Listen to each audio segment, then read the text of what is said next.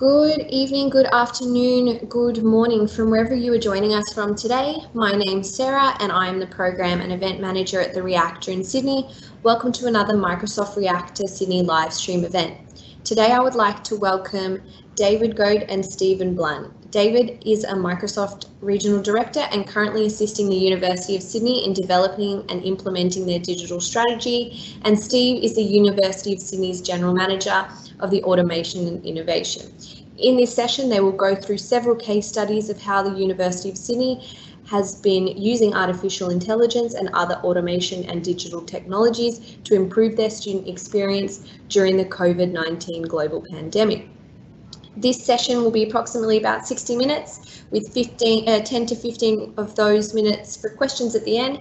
However, do send us your questions throughout and we'll try to answer as many as possible.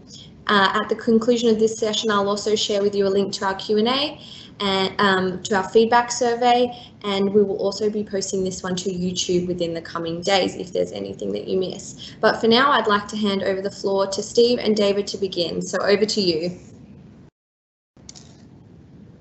Wonderful, thanks so much, Sarah. And hello, everybody. Thanks for attending today. So Dave and I are going to be running through some of the, basically it's just some of the interesting stuff that we've done here at the University of Sydney. So with that, why don't we just run through the agenda? So what we're going to cover, so who is the Automation and Innovation Hub? Case studies, and we will spend a lot of time going through case studies. What do we do and what did we learn? Learnings overall, so what have we learned kind of from doing AI and automation here at the University of Sydney, implementing AI, and at the end, we definitely have dedicated time to answer your questions. So please send them in advance, and then we will be able to have more time to go through that. So let's kick off. So the University of Sydney Automation and Innovation Hub is almost kind of 3 years old. And what do we do? So we are all we do is both automation and applied AI. So we take automation and AI and go, how do we apply that at the university and more broadly and externally as well to solve kind of business problems with the aim of improving services. So at the University of Sydney, it's going, how do we improve things for staff and students, and for externals, it's how do we assist them and their client base. So the types of things that we're involved in are process automation, AI, cognitive, machine learning solutions, advisory services, training and upskilling, and actually offering a full managed service for automation, AI, and chatbots. At the bottom, so we have been engaged and done work with quite a few different clients. Here's just some in the higher ed space. So the types of problems that we explore are really like, so I guess it's really like, what are we doing? So helping kind of that student customer lens, going, can we get a student a response back faster? Can we improve this overall service to the student? And can we just make their experience here at the university better through the use of AI? On the internal side, it's really kind of the same, very similar, but really with that staff lens of, you know, is there a way to improve the way that staff performs their duties? Can staff do more with less? Or can we enable staff to just be able to do more, deliver more with different tool sets? But the other piece that we spend a lot of time as well is just looking at risks and controls. So AI is really powerful. So instead of doing, you know, sample auditing, you can do much more improved and robust controls and risk mitigation with AI. And then in the management side, it's moving the dial on the conversation to go from a kind of a backward looking to a forward looking, from a what has happened to a what should we be doing now that we have better information. The type of technologies that we have been playing with. So we do a lot of work in process automation.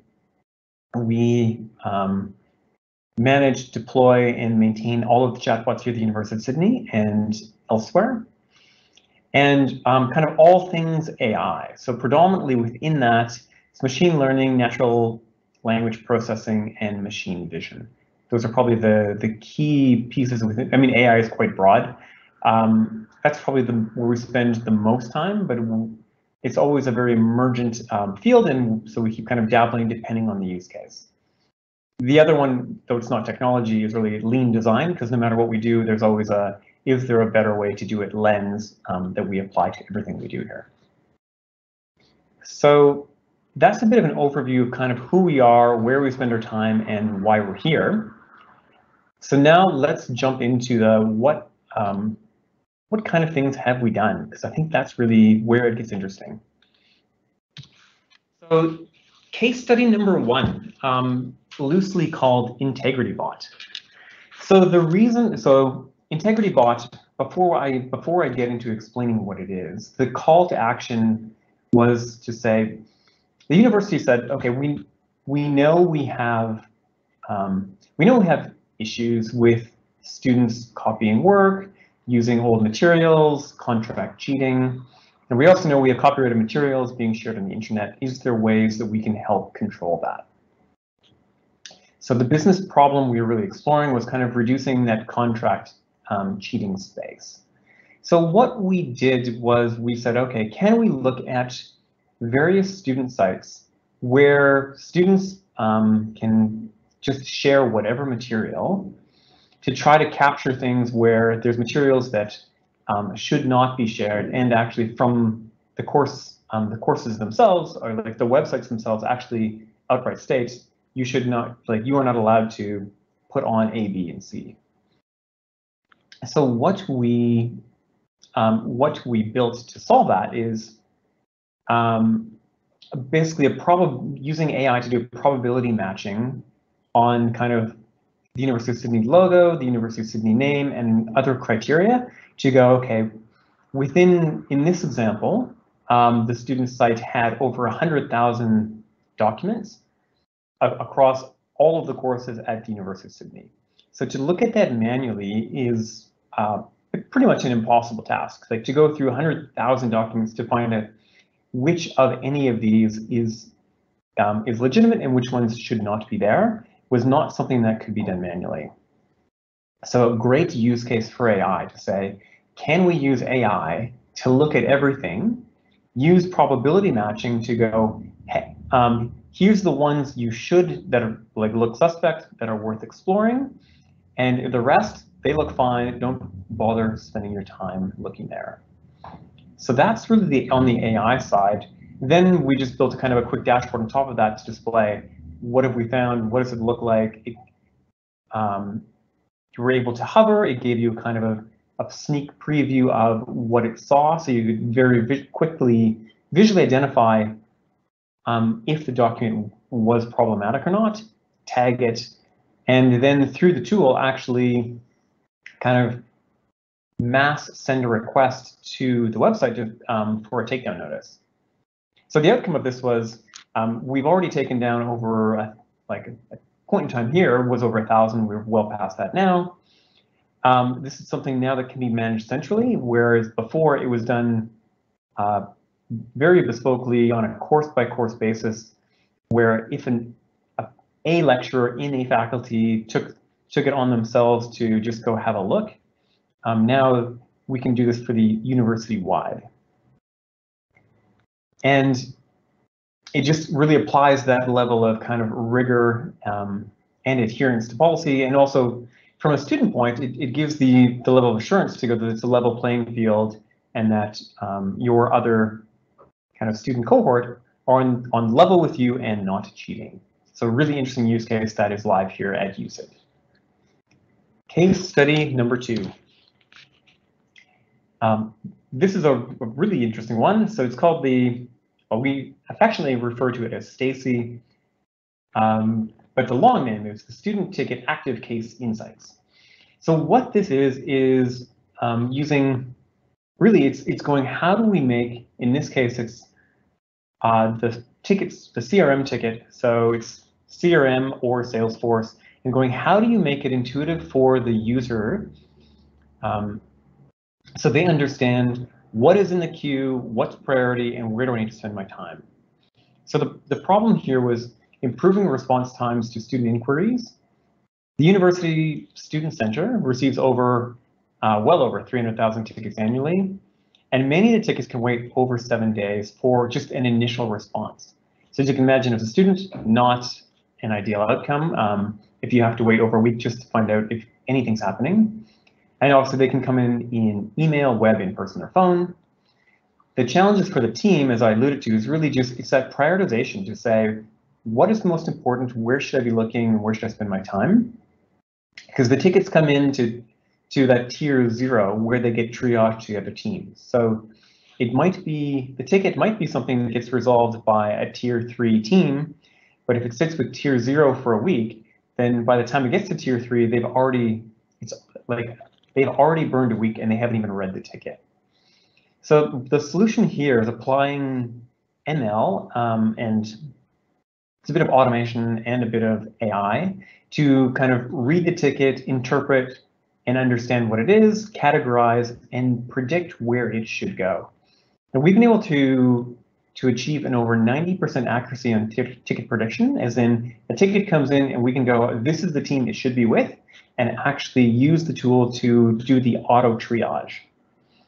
We're also grouping similar types of tickets.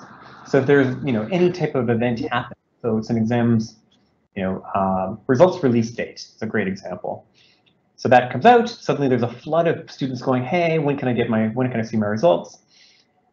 Using this tool, we can group to go, hey, we've got 5,000 tickets that are all the same question of just people asking when they can see their results, and enabling the team to actually bulk resolve that.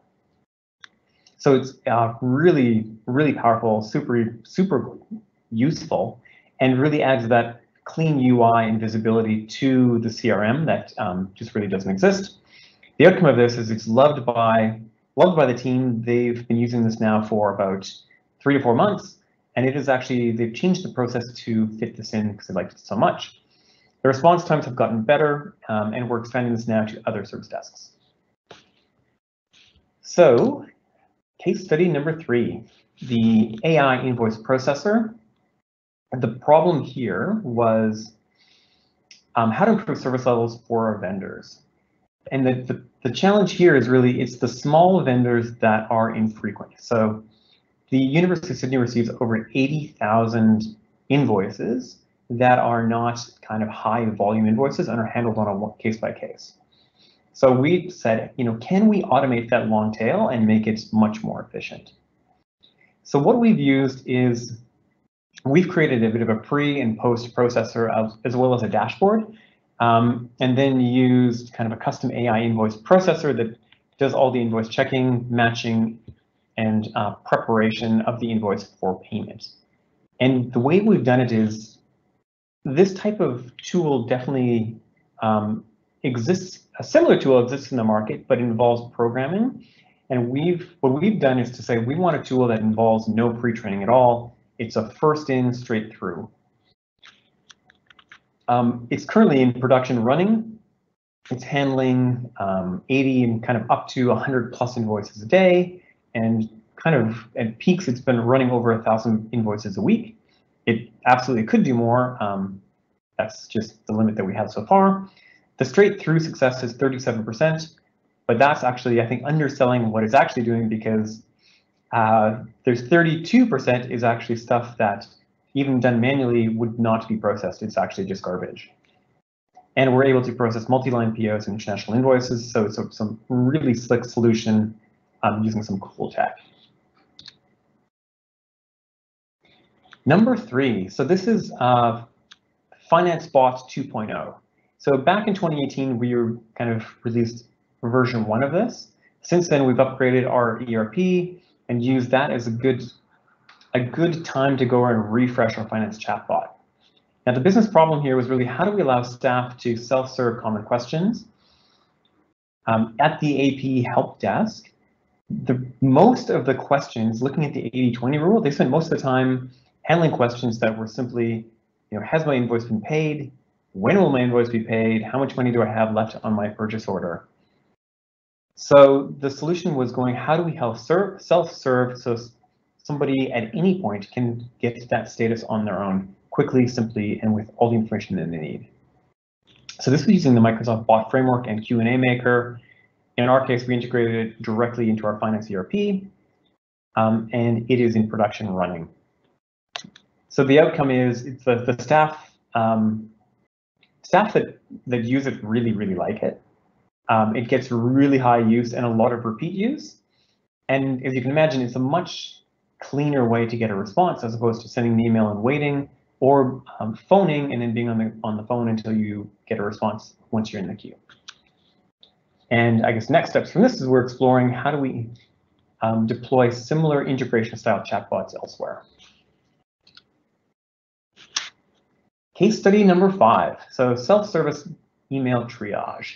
Now this is something we've done quite a while ago, so it feels like old tech to us, but it's still powerful nonetheless. Again, very similar to Stacy, which is that how do we speed up the triage function? So in this case, we're looking at where we have a group sort of shared email inbox, then using ML to read the emails, categorize, and triage to the right team. And through the categorization with the probability, so we say for certain categories, where we have a high degree of certainty, then the bot can actually auto-respond directly. And then the email never actually even gets to the team, and that's the best email you can ever have, is the one that is already resolves itself. So the outcome of this is we've deployed this across multiple shared inboxes. We've saved piles of time, and it's one of the most popular things we have. It is somewhat getting kind of usurped by Stacy as the university has kind of moved into more of a ticket management. But it's absolutely a phenomenal use case that is, and I've heard about the very similar use case being used more widely. So with that, I will hand the floor over to Dave. So I will stop sharing, hopefully, and hand over to Dave. And I'll start sharing. You guys can hear me okay? Yep, Yes, okay. we can. Over to you, Dave. David, if you can share your screen as well, just the PowerPoint.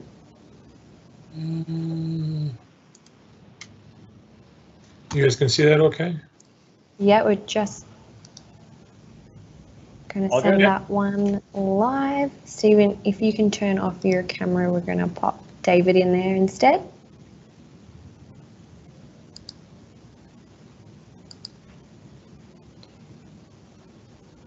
Great, David, you're on, go for it. Good, awesome. So hi everyone. So I'll cover off a few more case studies as Steve said, and then I'll talk about some of our learnings, and then we'll open up for any questions that people might have around any of the case studies or what we've learned in terms of deploying AI in higher education. So this next case study I want to talk about is what we affectionately refer to as Coronbot.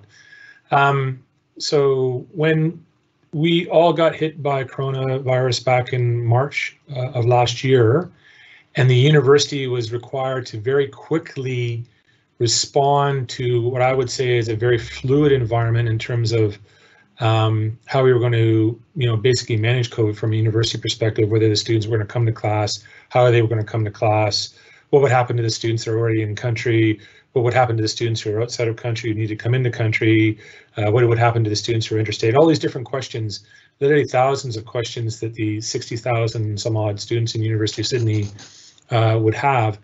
The university call center teams were just completely overwhelmed. So in a very quick, short period of time, within roughly about a week and a half, we deployed Coronbot. And so Coronbot was a conversational agent that was deployed on all the main university web pages, which allowed the students to ask any kind of question they had related to their studies in coronavirus. And literally we were getting hundreds, if not thousands of questions a day through the bot.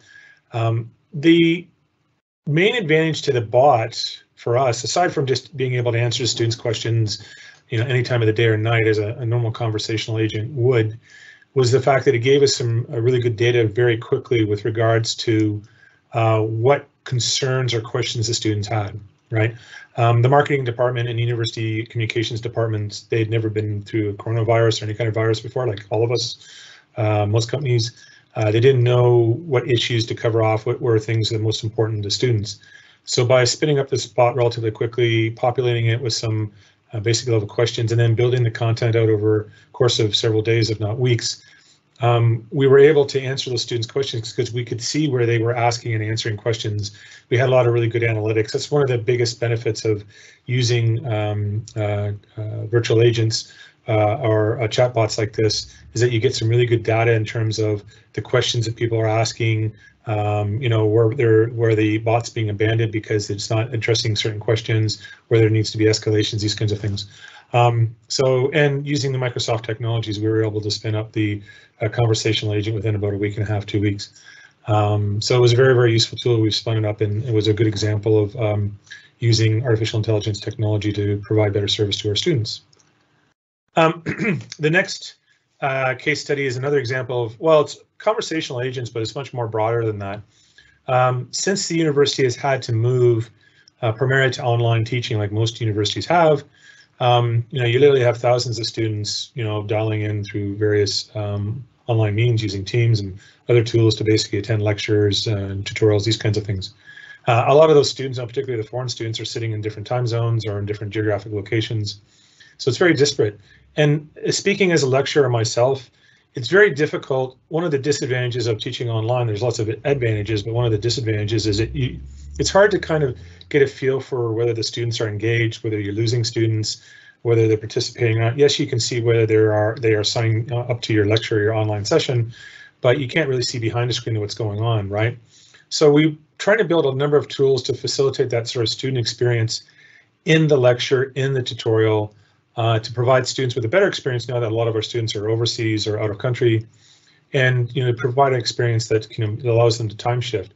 And so this whole teaching support program is designed around that as part of the business school's Connected Learning at Scale program at the University of Sydney. And there's a number of different tools that we're providing as part of that. One of the tools that we're doing is we have something affectionately known as TBot. That's basically a conversational agent that will answer students' questions specifically about that course. So it's connected into our learning management system, which is Canvas. The students can ask questions of the conversational agent. If the conversational agent can answer the questions, it will do so. If it can't, it will pass it to a TA, and the TA can answer it through a custom-built Power Apps user interface. If the TA thinks it's an important question that should be added to the bot's knowledge base, they can do that. They can include various links and various content links, and allows them to effectively manage large volumes of conversations with the students answering their questions. And because the bot will attempt to answer the questions that it has a knowledge base built around, it can also do it in in the different time zones and these kinds of things, which provides the students a little bit better service level.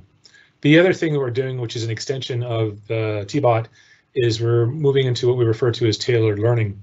So using the questions that the students are asking the TBot and that record of those questions. So even if the question gets escalated through to a TA to answer, we still have that history, that data, using their activity on the learning management system, using the data that we have from their formative assessment throughout the semester.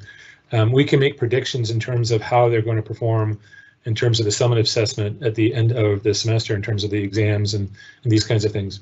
That allows us to identify those students we think are going to be in trouble, those students that we think need some further assistance, and it allows the unit study coordinators to develop programs to assist those students. Because as I said, now that we're teaching online, and particularly when we're teaching large classes online, some of our undergraduate classes can be up to upwards of 1,000 students, it's going to be very difficult for the unit of study coordinator and the lecturers to identify when students are falling behind. So this tailored learning tool is allowing us and will allow us to basically identify when students are struggling, and then the unit study coordinators can develop programs around that. An extension of that program is what we're going to be referring to as students at risk, where if a student completely disengages with a course, or more appropriately, a number of different courses, and we identify that they might be at risk of dropping out or having other issues, then we can develop a program that's proactive to identify them and to reach out to those students. So this is all in an effort to improve the digital experience for the students, to sort of lift behind the covers and provide a little bit better interaction with them. Particularly now, a lot of them are learning, even the domestic students are learning remotely. A lot of the students, almost all the students are learning remotely. So this is to support that. Case study number 8. So one of the challenges, I think this is a challenge across the university sector, is in an effort to offer the students choice. We have a huge number and a huge variation of different types of degree programs and courses that you can take. By some estimates, there's over 7,000 different variations of degree program that you can take at the University of Sydney, with majors and minors and specialty items and these kinds of things. Traditionally, prior to COVID, the student would come in and they would talk to a course advisor. That course advisor would walk them through their program of choice. They would give them some advice, these kinds of things. Obviously, you can't do that anymore. These students, again, are working remotely, either in Australia or overseas. How do they get advice with regards to how to plan their degree, to make sure that they're taking the right courses as part of their degree, to make sure that they're setting themselves up if, in a few years' time when COVID finishes, they want to be able to go overseas and do exchange programs and these kinds of things. So the university is built using the Microsoft Power Apps, a degree planner toolset. We're going through the process. We've just piloted and we're going through the process of rolling it out in a more complete fashion. The idea is that this tool allows the students remotely to take a look at their degree program, to do a bit of what-if analysis on their part. The degree planner tool will make recommendations to them. It will give them advice. It will give them warnings when they're missing and not taking the courses that they need to be taking to complete their degree. It provides a lot of different advantages and allows them to do it all remotely, and again, to time shift and to do it when they want if they're working in a different time zone. So again, this is another tool set that we put into place to facilitate, working online. The intent with the tool, we're in sort of the phase 1. The intent of future phases is to build into the tool set a degree of artificial intelligence, which would include a recommendation engine. So making recommendations to the students based on their observed preferences in terms of the course programs. So that's another phase that we're doing as part of this degree planner case study. And then the next case study I want to talk about, a little bit too fast on the slides, is something we refer to as open feedback channel. So again, 60,000 students. Even before COVID, one of the challenges that the university had was to be able to proactively identify concerns and issues that the students had, which could change over the course of time, which could change depending on the time of the semester and these kinds of things. And yes, like all other universities, we do send the students out student surveys. We ask them how they think about their course, how do they feel about their degree program. We do reach out to them personally and try and give them a call and find out what's going on, find out if they're enjoying their degree and these kind of things. But it's still tough. And for a lot of the younger generation, it's not necessarily about verbal communications, about what they do online. And these days they have all kinds of different venues that they can use, everything from the surveys that we provide them to they go on to Facebook or their favorite social network and they might make some comments or put some complaints or make some compliments or whatever it is. So what we did was the open feedback channels. We built a tool that could basically go out and pull data from a number of different sources, online websites, these kinds of things, agglomerate together.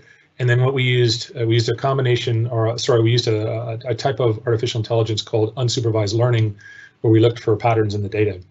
And we were able to, with this tool, to identify, for example, what new issues the students were identifying. Was the issue specific to a specific course, a specific faculty? What were the students' concerns and how they were changing over time. So this is something that we built prior to COVID, and we're looking at expanding going on in the future. So this is an example of a tool set where we're using to basically get better student feedback to be able to provide them with a better experience by more proactively identifying issues. A lot of the student surveys that most universities currently do are retrospective or reactive. They tell you how you did in the course, but they don't tell you what's going on now for the students or what they're worried about into the future, and that's what this tool set is designed to do. So we introduced or talked a little bit about the University of Sydney. Steve talked about what the Automation Innovation Hub is.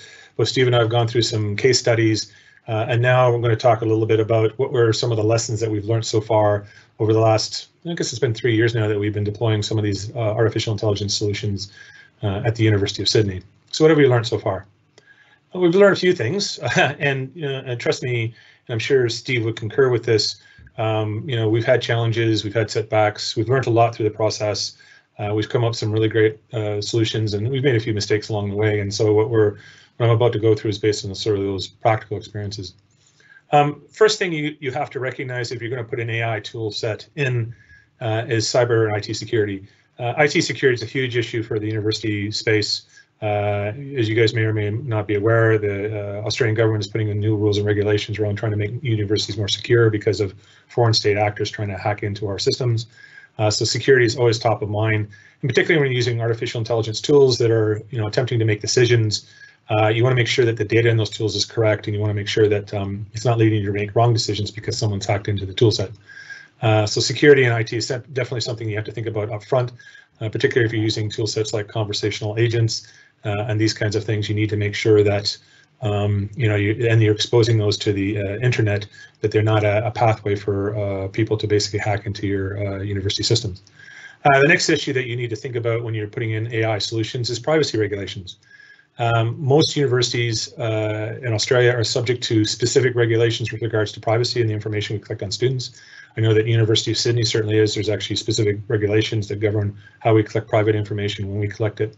One of the things we learned early on was to work very closely with our privacy and data department to basically walk through with them the kind of information that we're looking at collecting, and to get their advice in terms of how we would manage that, how we would make sure that it was secure and safe, and that we're collecting the right information and not exposing it, private information. The next issue that we have learned, or things that we have learned, is this issue of data quality. You can build these AI solutions, but they're heavily dependent on the underlying data. And if the underlying data isn't there, then you're going to have a challenge. And I can give you lots of examples of where we've gone to put AI solutions in place to help us with our decision making, and have realized that there have been issues with the underlying data quality.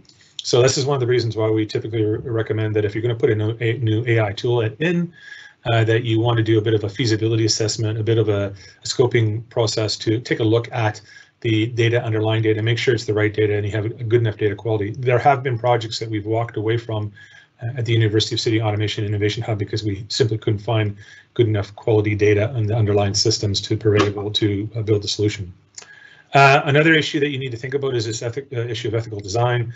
It's becoming more and more prominent in the news. The government's forming working groups to talk about ethical design in terms of artificial intelligence. It's certainly something you need to think about, and it's top of mind, and more people are going to be expecting that. Generally speaking, the types of AI tools that we put into place wouldn't have breached these issues of ethical decision making, but it's something to be aware of as you're putting these tool sets in. Change management, this is something that you can look at a variety of different levels. It can be business change management in terms of how are you going to get these solutions deployed into the various departments within the university. AI is a term that can generate a lot of interest by individuals, but also can generate a lot of fear. People are nervous about what these AI tools can do because they think that it's going to replace their jobs. The reality of it is it doesn't replace jobs. It augments, it supports, it provides you with better decision making, allows you to work on the more important tasks. But you have to make people understand that. And one of the ways you get them to understand that is by doing small pilots. And when they get exposure to using the AI tool sets, they realize what they really are about. And a lot of that sort of fear, uncertainty, and doubt fades away. The other way you need to think about change management is just in terms of the actual data sets and the underlying tools. If you're building AI tools that make decisions based on the underlying data, if that underlying data changes because someone has changed a source system or changed some business rules or these kinds of things, that can create some issues. So you have to have some tools in place to make sure that you're monitoring for this underlying changes and make sure you're proactively addressing them. And the last thing that you need to consider when deploying these AI solutions is skill sets. Apologies, a little bit of background noise. With regards to AI skills, you will get, and this is one of the things that Steve and I can certainly talk to, we've built up a lot of skill sets in the Automation Innovation Hub, but we've also had over the course of time to be able, opportunities to use external vendors. You have to be careful when you're going and selecting external vendors to put these tool sets in that they really do have the basic skill sets, they have the requisite certifications. What we've often found is that people will say they have skill sets in artificial intelligence, but when it comes down to deep data science skill sets in the technology or industry skill sets, they're really, really lacking. So you just got to be careful that when you are bringing in external vendors to do these solutions for you, that they do have the right skill sets, and you kind of peel underneath the covers to make sure that you validate that they can do what they say they're offering to do. Next slide. How to select a good AI pilot project. Obviously, you need to find some important problems to solve. This largely involves people like myself. I tend to walk around the university talking to a lot of people to find out what the issues are. That's part of my job at the Automation Hub. Make sure there's a way to measure outcomes. This applies to all IT projects, and it certainly applies to artificial intelligence projects. We would recommend that you start small and simple. The reason for this is, as I said, a lot of these technologies are new. Even stuff that was a research paper 2 years ago is now being incorporated into the modern forms of artificial intelligence. So it's important that you start these pilots and really learn from how they're working, right? You have to make sure that data is accessible, as I referred to in the previous slide. Data quality can certainly be an issue. And look at how you're going to improve those processes and really provide a better student experience or faculty experience. That's the most important things. How did we get people to buy into using artificial intelligence at the University of Sydney? The first thing is, we look for big opportunities, but we started small. We built minimum viable products, MVPs, small solutions, pilot solutions to test that what we thought would work, both from a technology perspective and from a student perspective and a faculty perspective. We started with a small set of problems, under commit and over deliver, as they say. The other thing we made sure of is that we had clear sponsor. Some of the challenges you will get, particularly in the university segment, and this also applies in the commercial world, is that you will get a multitude of different people who will be involved or want to have their inputs in terms of a project. It works a lot better if we can have clear sponsorship, so we always made sure we had clear sponsorship, ideally from one department. Business readiness is always an issue. Make sure that you're doing proper training, spend the time on the change management, as I said previously. And also making sure people really understand what artificial intelligence is and get rid of some of that fear and uncertainty that other people have. And probably the last thing, and probably one of the more important things that we would do in the automation hubs, is we do a lot of show and not tell. So we have a very agile approach in terms of our solution development. We will build the solution out. We will show it to our end users. We will show it to the students. We will show it to the faculty. They will give us feedback. We'll go back. We'll build some more. We'll release that solution again. We use a much more agile approach than maybe a lot of the classic solution development that's gone on in the university space, and that's paid us in spades, because it's allowed us to kind of figure out these problems and figure out and come to really good quality solutions. So we really think it's important that you have frequent feedback from the potential users throughout the process, and then you have multiple opportunities to show them what you're building and to show them how the tool set will work so they can understand it. Particularly for AI tools, which again for most people is a new technology, and for the end users it's definitely a new technology. If you can show them, it'll become make much more sense to them and be much more sensical when you get to the final solution. And that's it. We kind of sped through. We did some introductions, covered some case studies, and did some learnings. That's about it. I'll stop sharing now, and I guess we can go to questions. Yes? Yeah, definitely. We've had quite a few questions come through. First question we had, I believe that was in regards to section, Stephen. Is the data being sorted in Dataverse around the service management solution?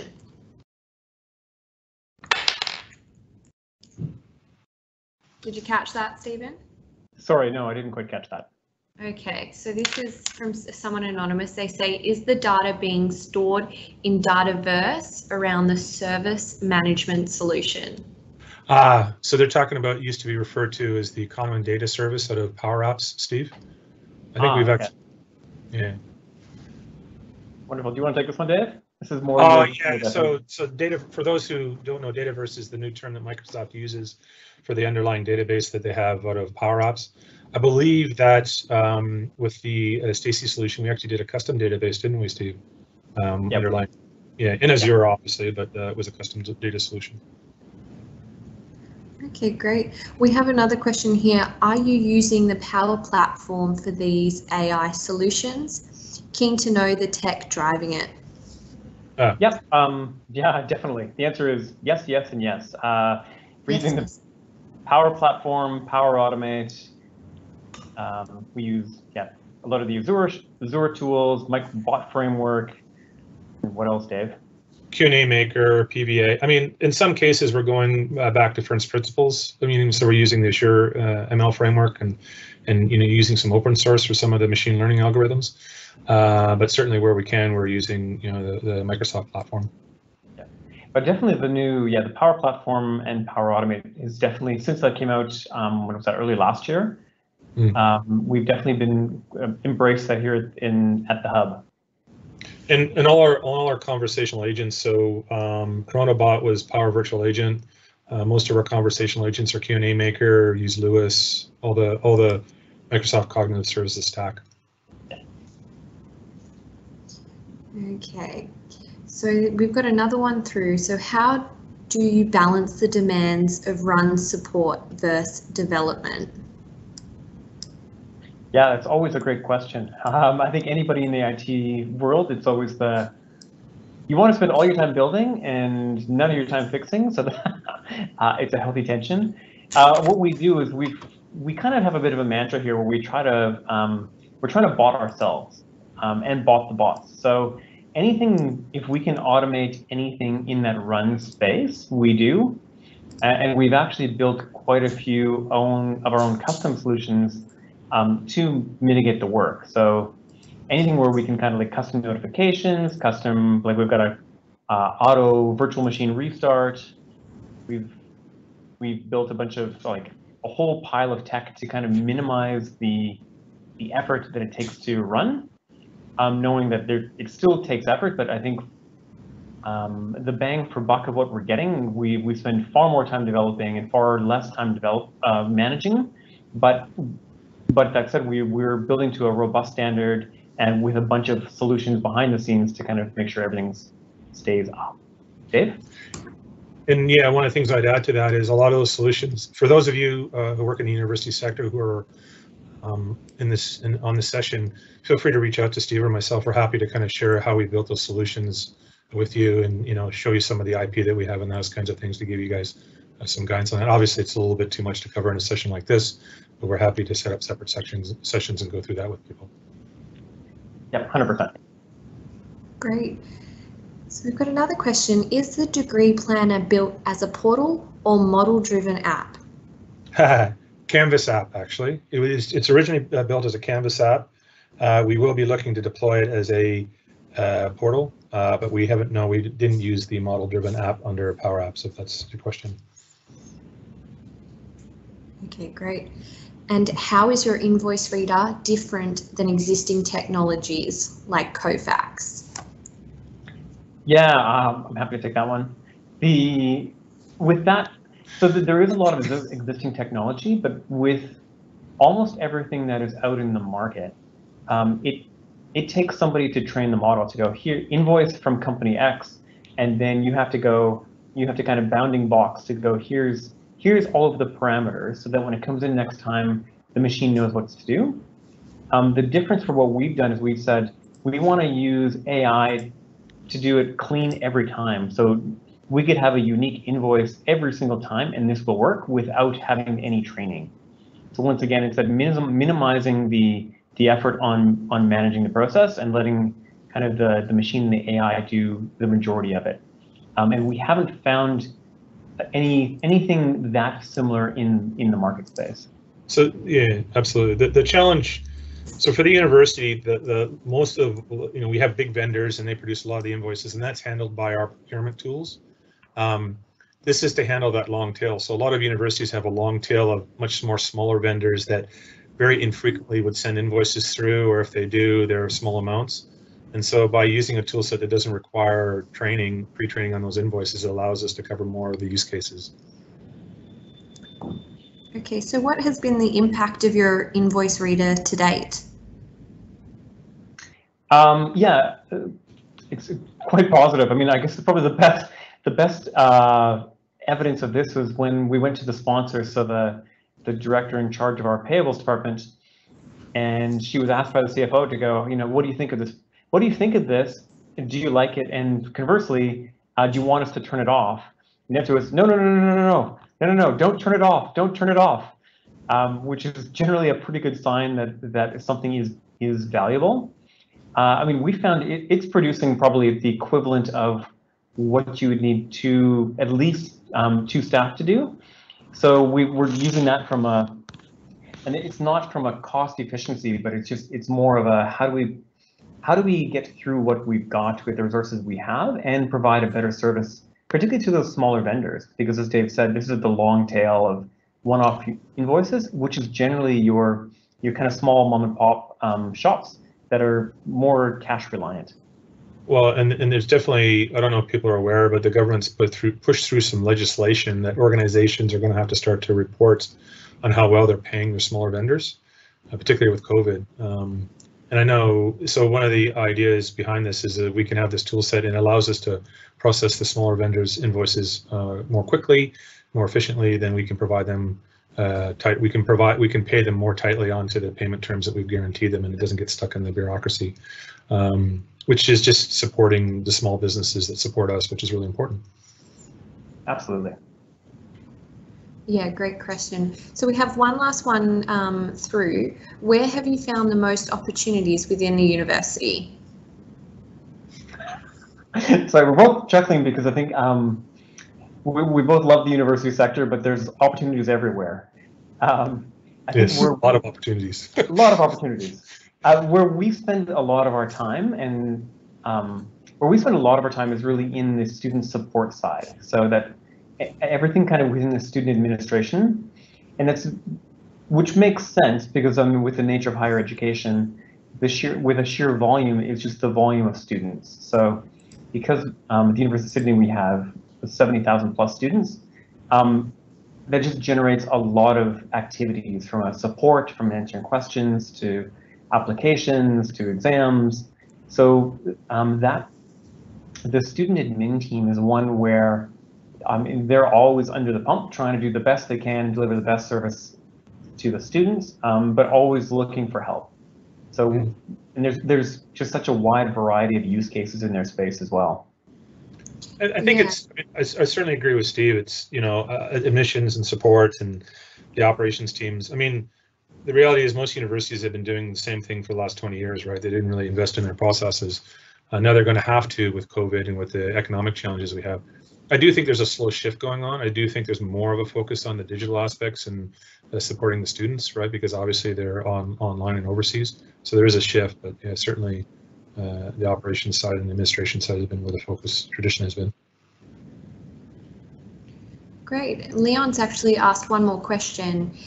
Can I do much without support from the IT department?